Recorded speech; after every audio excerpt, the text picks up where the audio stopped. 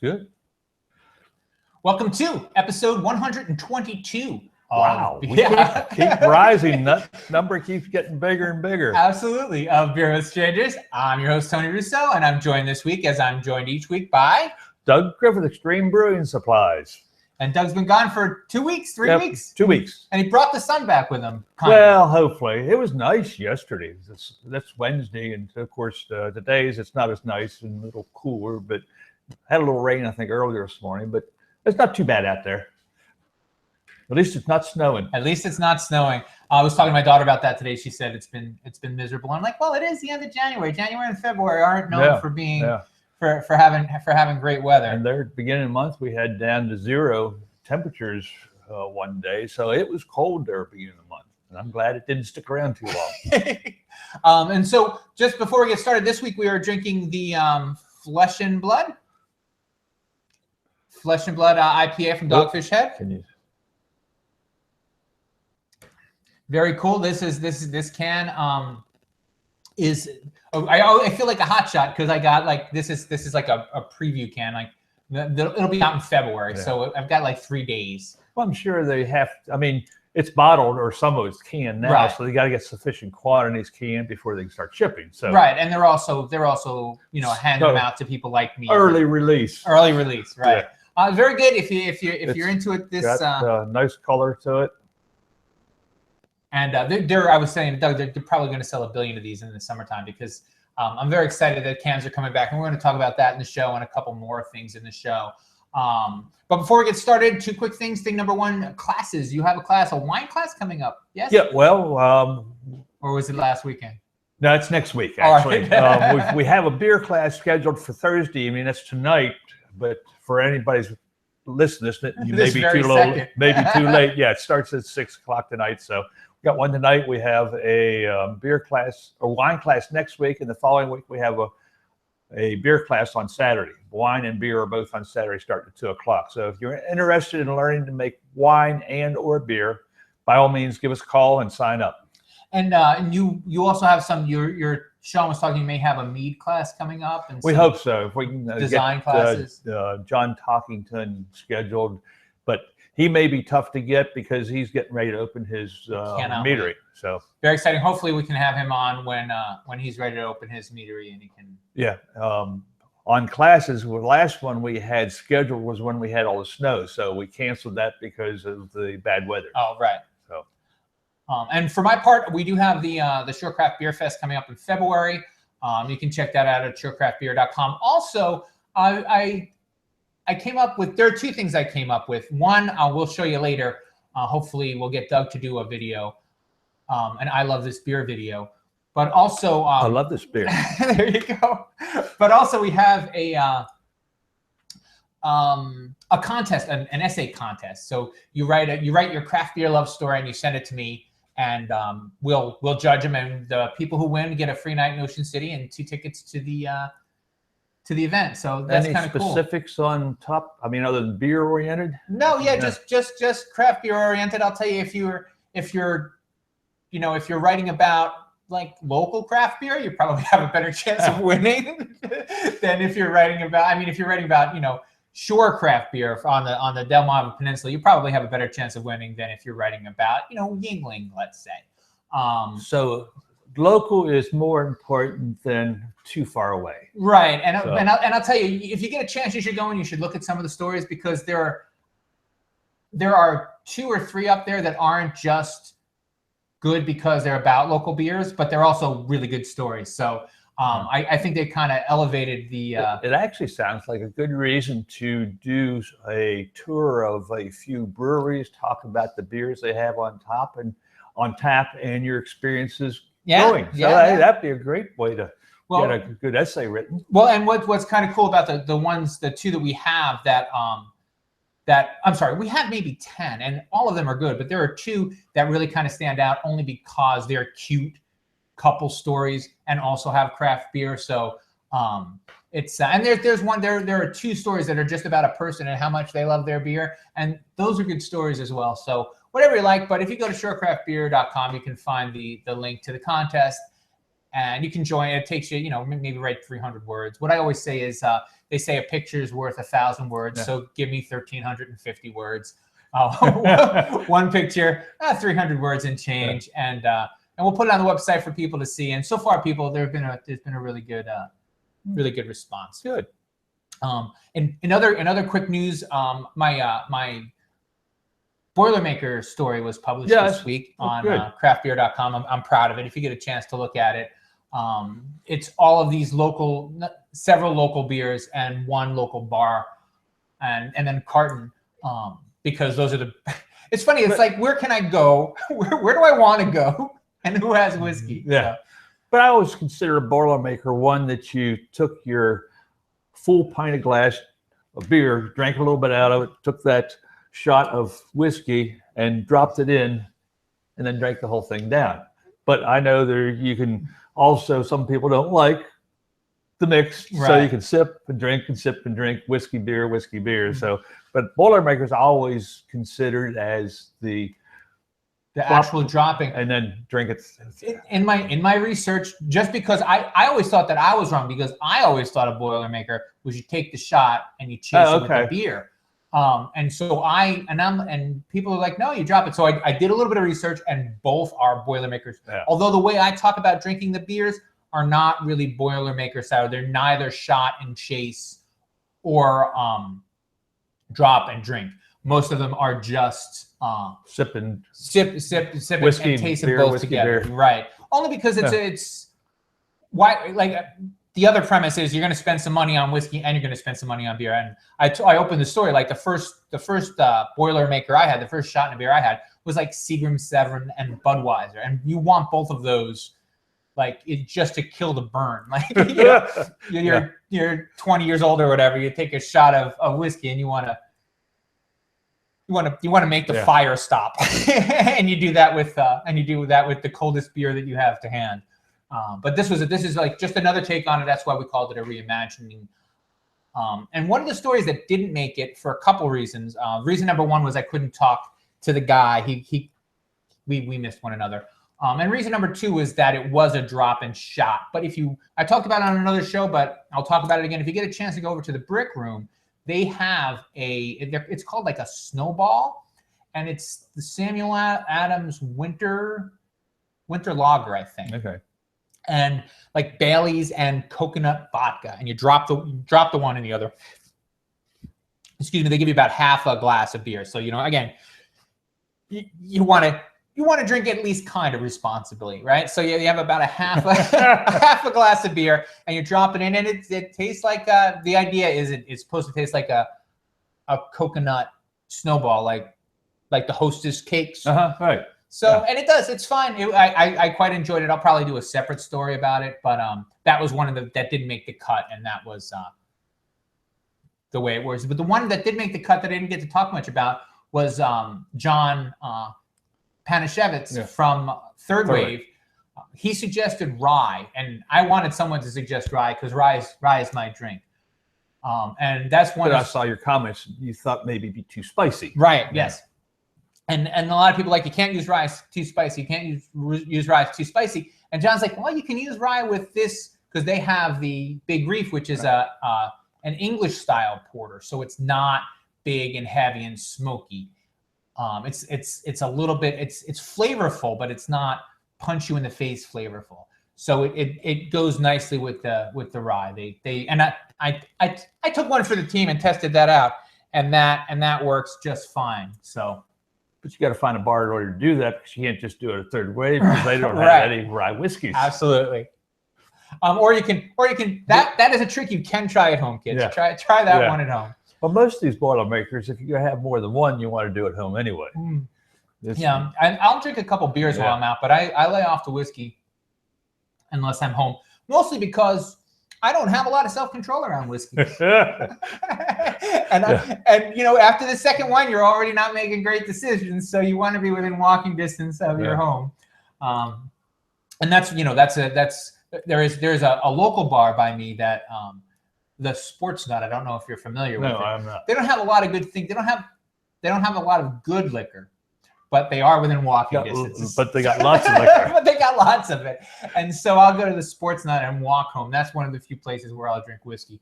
Or if I'm out to dinner, maybe I'll have a cocktail beforehand. But that'll be it for the day.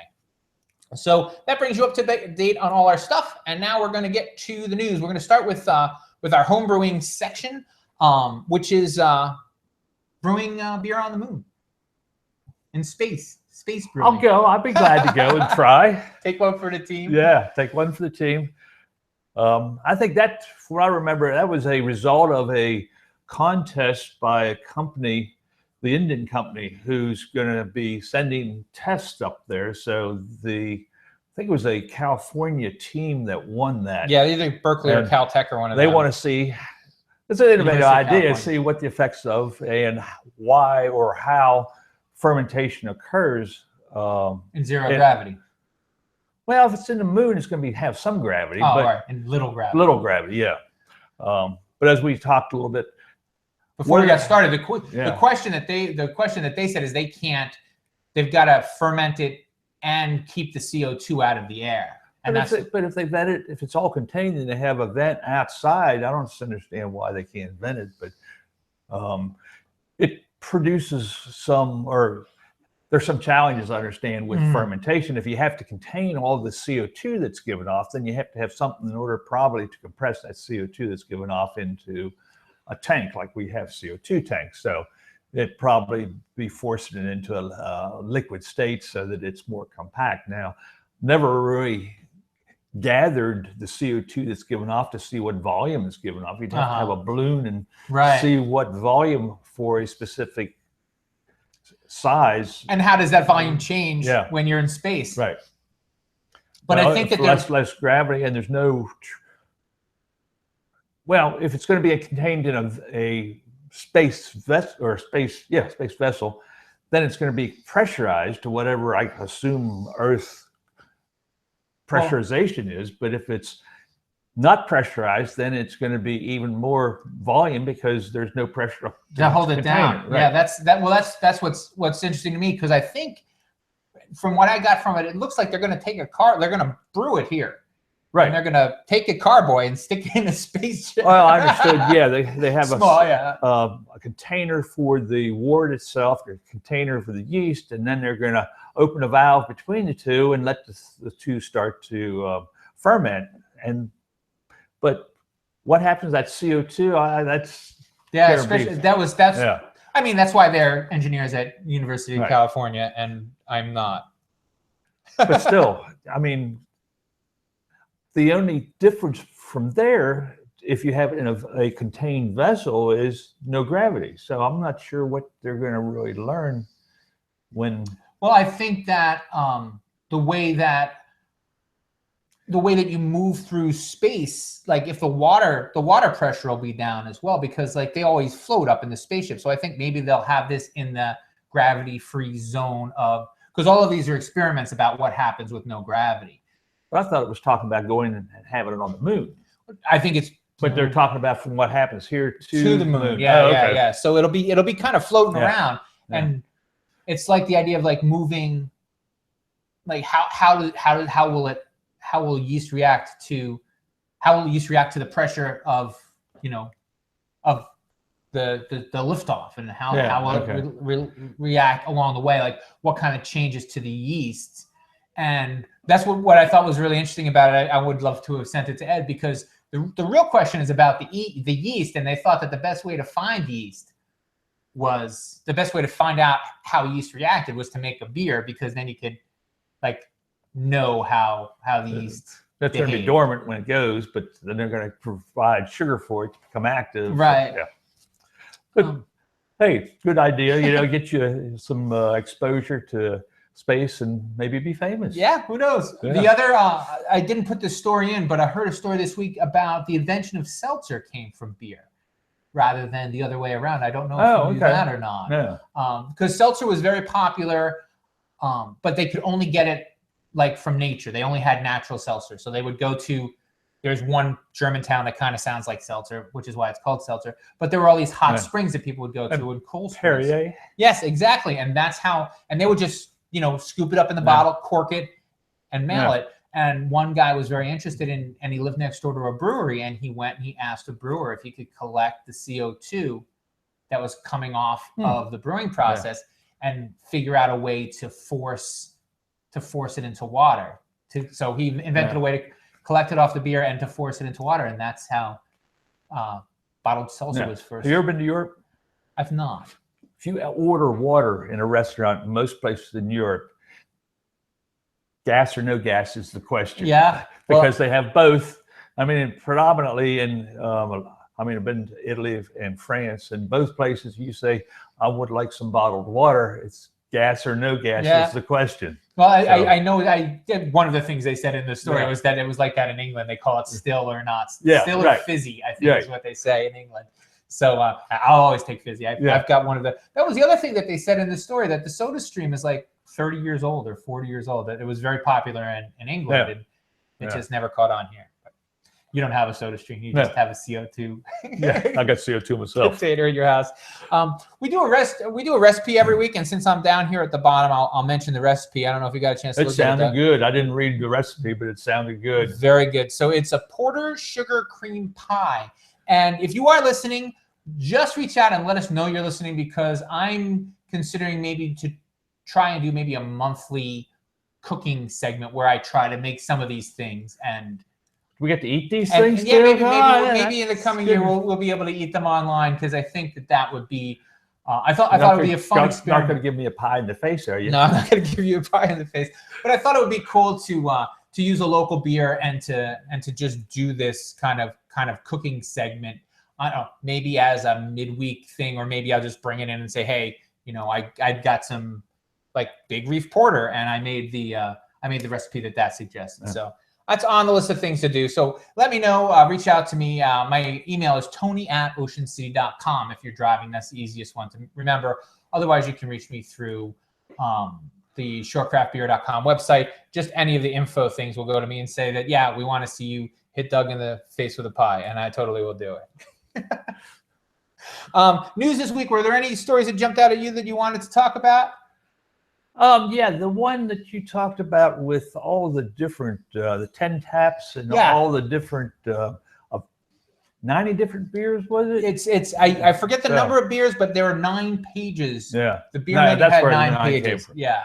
I like that. I mean, we went to Belgium a couple of times, and some of the restaurants we ate in were very small. But most of them all had something on tap, and they had a book of beers that they had. Now, they may only have, if you order more than 2 or 3, they may be out. Right. But they had all these great Belgian beers. Of course, that's why we went to Belgium, for the beers.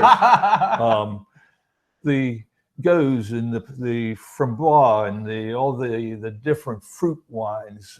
It was just amazing how many beers were available, and that's not here where you have all these craft beers now, but this was just Belgian beers that were available, and it was just wonderful trying all the different beers. So I like having the choices. I gotta admit, I never thought of it that way. For the problem for me is there's a big beer store up by my folks, and I've been in a couple, and I can't, if I go, it takes me an hour to figure out what I want. And I guess my only concern is that I would starve to death before I figured out which of the beers that I wanted. Yeah. My problem is when I go taste them is which one I really liked, and then because I like too many of them. Right. Yeah. And then which one do I want to drink the next time I have the choice? Well, I tell you what, one of the things I always recommend to people to do the Untapped on the phone. There's an Untapped. If you're listening to this, you probably already have it, but it's an app, and it tracks. You can put down what beers you had and how much you like them. Some people you've probably have a book that you. I did it one time. I'm sure you did. Then there were just too many beers, and it just got you more ran and more. Out of paper. Yeah, it got hard to keep track of with so many beers, especially with all the craft stuff now. So. Right, and so that's what I'll do if I'm at a restaurant and there are a lot of beers and I can't remember if I tried one. I'll look, especially after that 5th or 6th beer. Right, and again, if you're I can drink some beer and B, again, it's drink what you like and be happy. Yeah. I don't mind having a bunch of suggestions, but I'm always going to want something on tap. It's really rare that I'll order something in a bottle in a restaurant. I don't know why. It's just. I do gravitate toward draft stuff if I can get it. But if you want to taste more beer, sometimes you don't have any alternative to beer in a bottle or now in a can. So. And I guess that'll lead us into the next story. This is the 82nd year of the can that came out yesterday. So cans are just after the repeal of Prohibition. And what's interesting is that they didn't take off, like, because beer has mostly been in bottles anyway. An interesting story about bottles. They went to the guy, Mr. Coca-Cola, right? And they said, we want a license to bottle Coca-Cola. And the guy said, sure. And he wrote it on a napkin, like, I'll sell you a gallon of syrup for $1 or whatever. And that was like their contract, because he didn't think that bottling would take off. He thought bottling was stupid. And so as a result, they had this contract to buy it at a fixed price forever. So what Coke did was, because they didn't sell them the rights to the name or anything, just to sell it. So that's why they went on this big ad campaign that said, Coca-Cola, always a nickel. Because that kept them from trying to raise the price and make more on the Coke than Coke was making on it. So no one believed in bottles in the beginning, but then they took off and they stayed taken off for soda. And when cans came in, they had a heyday in the 60s through the 80s, I guess. And believe it or not, I don't remember a nickel, but I do remember 6 cents for a Coke. Now there's the small bottles, right? And then it was 10 cents, and then 15, and then it kept going up and up. But believe it or not, so after they settled I'm sorry to make this about Coca-Cola, but it's just the coolest story I ever heard. After they made a new deal about selling the syrup to the bottlers, the next problem was they didn't want to raise the price because they had they were selling so many in the machines. You put a nickel in the machine, right. And so actually the president of Coke went to Eisenhower and tried to get him to commission a 7-cent piece so that they could raise Coke to 7 cents. I do remember putting 6 cents in though in the machine. Well, once, and that's the thing. Once it took them until I think the 70s to figure out how to give change back. Yeah, like that was a difficult mechanical thing. And then, of course, to replace all of make the. I remember putting it in, and you had to press this lever, which somehow turned the wheel inside the machine.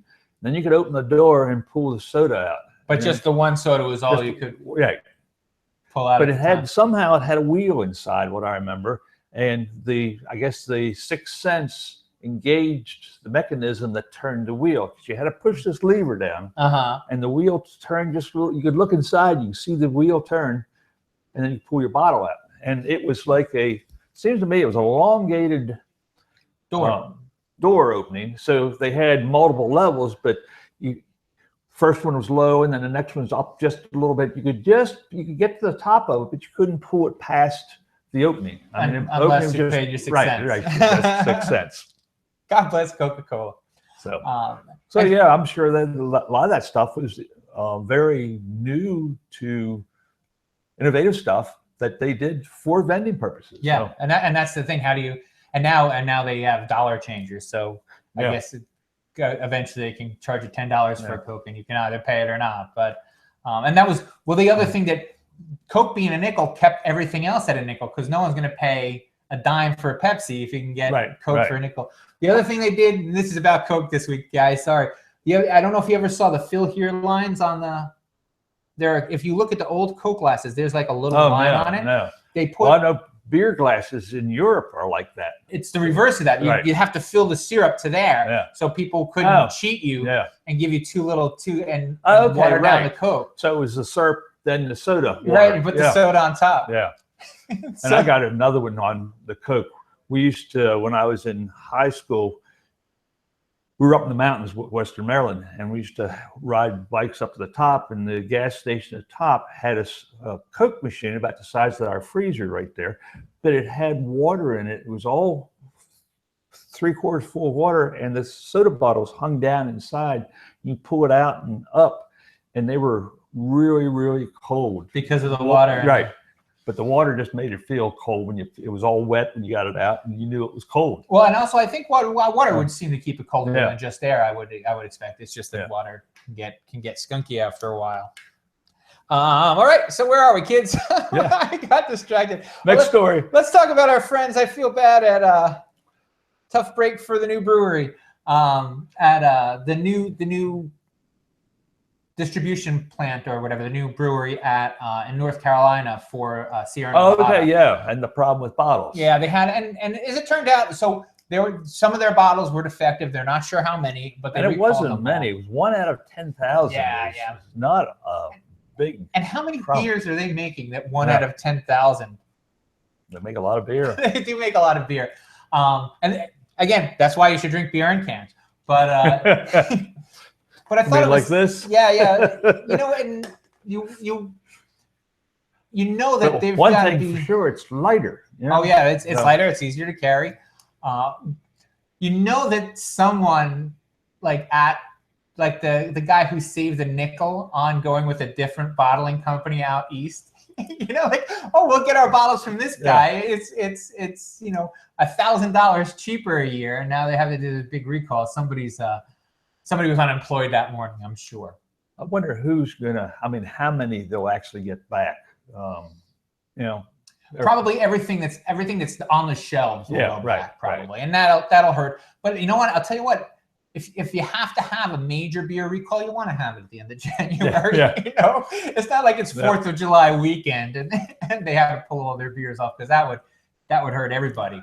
The distributors have to, you know, use all that extra space for storage and such. But it sounded like it may have been when they said that the beer may not be carbonated. Actually, it may have happened before it actually got to the consumer, where the lip, I guess, broke during bottling time, put the cap on. So it may not be anything that actually... Patty's leaving. Yeah. She waved goodbye to everybody. That may have gotten into the bottle, but I know they did say that if you open it, it may force a chip of glass into the bottle. Right. But it sounded like a lot of it was already had been discarded as the cap was put on. Yeah, and so...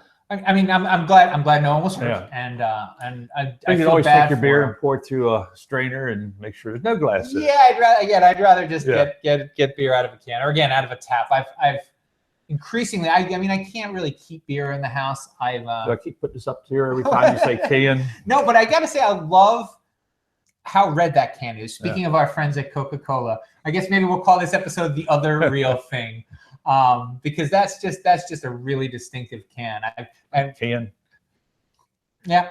I've always liked, so the one that Third Wave does, that blue, that's also really distinctive. So that really pops out. And not that there's anything wrong with the folks at Sierra Nevadas, but now that I can get, that's the other thing that makes me happy, is I used to not be able to get a lot of local cans. And, you know, Third Wave was, I think, really the first that had a lot. And Miss Pillion has a lot now, and Dogfish has a lot now. And so, but Oscar Blues was been the big one that seemed with the craft brewery started. Since right from the beginning. They've been doing it for a decade, and that was my go-to beer whenever I was bringing cans to place, going to ball games especially. You know, when you're tailgating, you don't want bottles, because you don't want to drop it, you don't want to deal with it, and you know it's going to happen eventually. Right, and you drop a can, you just get sprayed on. But you that's the same with boating. That's what I understand with Dogfish. They've lost out on a lot of sales because of not having cans. Yeah, people want to take cans out on the boat, and so they're putting the beach, and they're putting 3. Yeah. The Sea Quench. I don't know. Have you had the Sea Quench? Yes, I have. That's good. I really like that.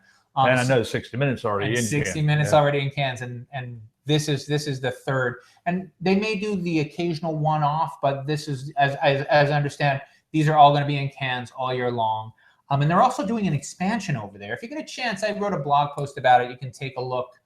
But I think he said 3 new fermenters. Oh wow! Okay. So yeah, they just keep going up and up, and they've got plenty of space to grow. And most of those fermenters are outside. I think they put them outside, and they can control them through refrigeration to keep them the right whatever temperature they want. Yeah. But I had asked, in the beginning, I was talking to Dan Ryan, who's one of their reps, And he said, I asked him, especially with the Sierra Nevada, if they had any plans of going. And he's like, we have so much space and so much space to grow that he doesn't think in his tenure there that he's going to have to go very far. Did we just get plinked? Somebody plinked us. Hello. we had a viewer last week. We thought it was you. Did Sean tell you that? No. We had a viewer last week that watched the whole show, and I'm like, I wonder if it's Doug sitting in his hotel room feeling lonely because he's not on the show instead of being stuck in Florida. But I think that's going to bring us up to the end. We didn't get to all the stories. We never do anymore because we have all these nice chats. But for the rest of the stories, you can go to the surecraftbeer.com website, and you will find the blog post that accompanies this show, and all the stories we did talk about and all the stories we didn't talk about. And again, please reach out to us if you're interested in seeing those recipes. Then definitely reach out to us, because I think I'm going to start. That's going to be my next big project this year, because I only do 4 podcasts a week now. Well, 3 a week, and then 1 monthly one that'll be starting in February. So in March, actually, I believe. So, just those aren't enough. So I'm going to have to do, I think, a regular. You're not busy enough cooking. now. Yeah, you know what? I like making stuff, and I like beer, and every week there's another recipe that I'm like, I really just have to try that and see how it goes. And maybe I'll put my own spin on it, so that way I'm not plagiarizing, but we'll have to see. And one more time for the classes. We got the course tonight. We got a beer class starting at 6 o'clock. If you can make it, just give us a call so we know you want to come. We have a wine class on Saturday starting at 2 o'clock in the afternoon. Usually runs about 2.5 or so hours. Next weekend, the 4th, February 4th, we have a beer class, Extract Brewing, here at 2 o'clock. Very cool. And that's it, folks. You can find everything that we have on the Extreme Brewing website. With or without the E, it's extremebrewing.com. And there you go to everything else. And you can find the Beer with Strangers website and all of our social stuff. Me, I'm Tony Russo, backwards on all the social media. That is OSSURYNOT. My wife will tell you the rest as the show bumper at the end. So until next week. Drink what you, I forgot. I've been away 2 weeks. 2 weeks. Drink what you like and be happy. All right, we'll see you, folks.